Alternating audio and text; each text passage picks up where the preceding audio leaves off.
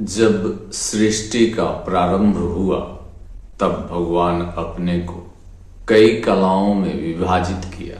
ये कलाएं थी शक्ति की तरंगे, प्रेम की अभिव्यक्ति, ज्ञान का प्रकाश और धर्म का सूत्र। और जब जब पृथ्वी पर अधर्म बढ़ा, इन कलाओं के अंश लेकर दिव्य अवतार प्रकट हुए। कभी राम के रूप में 12 कलाओं के साथ, कभी परशुराम के रूप में 6 कलाओं के साथ, तो कभी कपिल, नरसिंह, वामन जैसे अवतारों में विभिन्न कलाओं के अंश दिखाई दिए।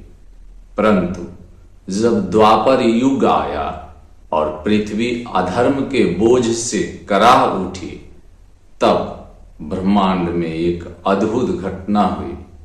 सभी देवताओं की शक्तियां एक ही स्थान पर केंद्रित होने लगी। उन्हीं क्षणों में एक ज्योति चमकी जो पूर्ण थी, संपूर्ण थी और 16 कलाओं से युक्त। वह ज्योति थी श्री कृष्ण की। आज यह वीडियो उसी दिव्यता का परिचय है। श्री कृष्ण की 16 कलाओं का परिचय है, जो केवल शक्ति नहीं बल्कि जीवन का दर्शन है। प्रथम कला था ज्ञान का। श्री कृष्ण का पहला परिचय ही दिव्य ज्ञान है। अपने जन्म से ही उन्होंने हर परिस्थिति को ज्ञान से पार किया। कारागार के अंधेरी रात में जब देवकी और वासुदेव दुख में थे, तब नवजात कृष्ण ने मुस्कुराकर संकेत दिया, मैं हूं, भय मत करो। गीता का ज्ञान बाद में दिया गया, पर तत्व ज्ञान जन्म से ही प्रकट था। दूसरा कला है ऐश्वर्य की। ऐश्वर्य का अर्थ केवल धन नहीं, बल्कि वह क्षमता जिसके सामने प्रकृति भी झुक जाए। कृष्ण के जन्म लेते ही कारागार के दरवाजे खुल गए, नदी यमुना रास्ता छोड़ गई, शेष सर्प ने छत्र बनाया। ये सब कृष्ण की ऐश्वर्य की लीला थी। तीसरी कला थी शक्ति। ग्वाल बालों के साथ खेलने वाला बालक जब कंस की दानवी शक्तियों से भिड़ा, जब पूतना, सक्टासुर, धेनुकासुर जैसे असुर आए, कृष्ण ने बाल रूप में ही उन्हें नष्ट कर दिया। यह शक्ति सामान्य नहीं थी, यह थी दिव्य कला जिसमें उत्साह और ऊर्जा का चरम रूप प्रकट हुआ। चौथी कला थी बल का। बल शिखर तब दिखाई दिया जब कृष्ण ने छोटे से बालक रूप में गोवर्धन पर्वत को एक कनिष्ठिका उंगली पर उठा लिया। यह केवल शक्ति का प्रदर्शन नहीं था, यह संदेश था, जब भक्त संकट में हो तो भगवान पर्वत भी उठा लेते हैं। पांचवी कला थी वीर्य का, पराक्रम की चमक का। कृष्ण ने रणभूमि में, युद्ध में, नीति में, हर जगह अद्भुत पराक्रम का परिचय किया। मथुरा में कंस का वध, महाभारत में अर्जुन का सारथी, यह सब उनका वीर्य था, वह पराक्रम जो धर्म के लिए समर्पित हो। छठी कला थी तेज का।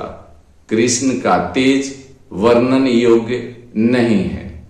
उनके व्यक्तित्व का तेज ऐसा था कि जहां वे जाते वहां प्रकाश फैल जाता। गोपियों के लिए वे चंद्रमा का शीतल प्रकाश थे और कंस के लिए सूर्य का प्रचंड ताप। कृष्ण का तेज स्वयं धर्म का प्रतीक था।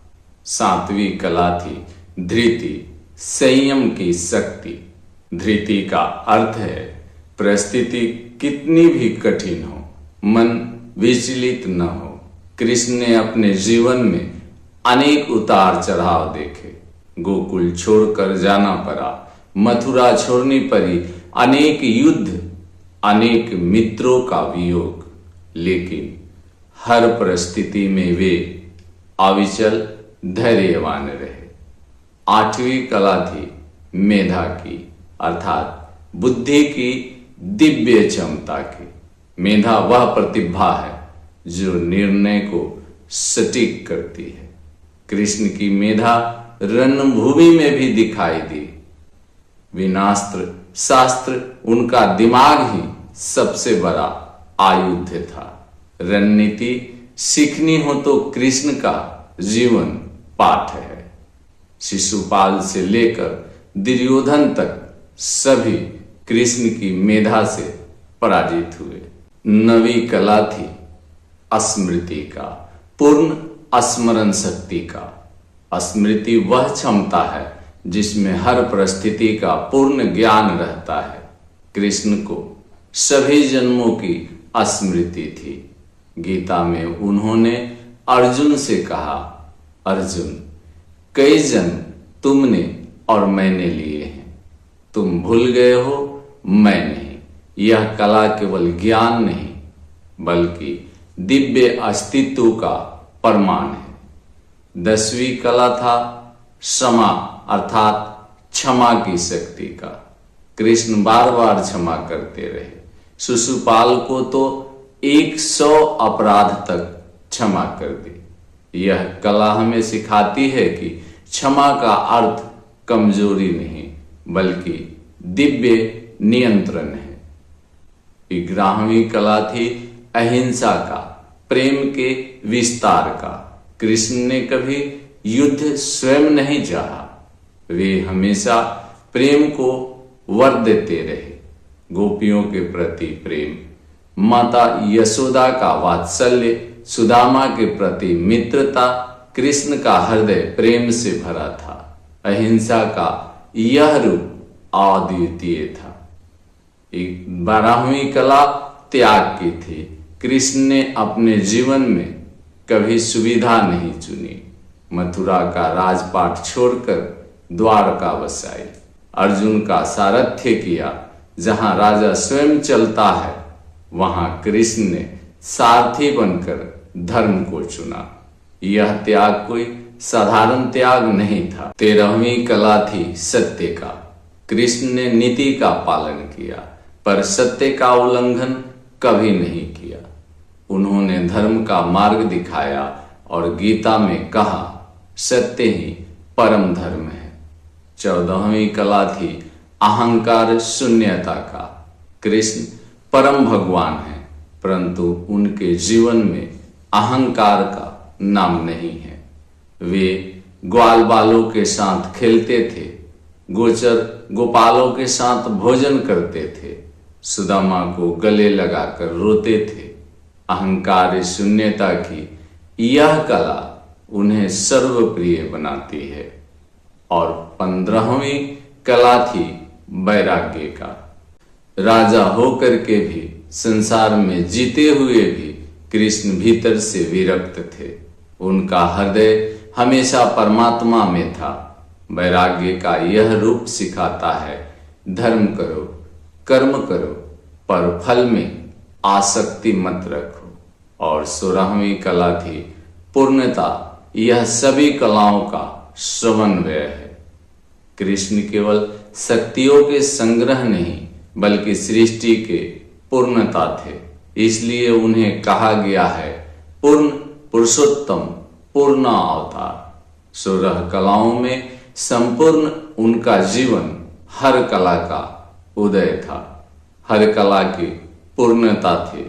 कृष्ण केवल इतिहास नहीं, कृष्ण केवल अवतार नहीं, कृष्ण वह सत्य है जो सृष्टि का संचालन करते हैं। उनकी 16 कलाएं हमें याद दिलाती है कि मनुष्य भी ईश्वरीय गुणों को अपने जीवन में ला सकता है। ज्ञान, धृति, त्याग, सत्य, प्रेम, यदि इन कलाओं का थोड़ा भी अंश जीवन में आ जाए तो जीवन भी कृष्णमय हो जाता है।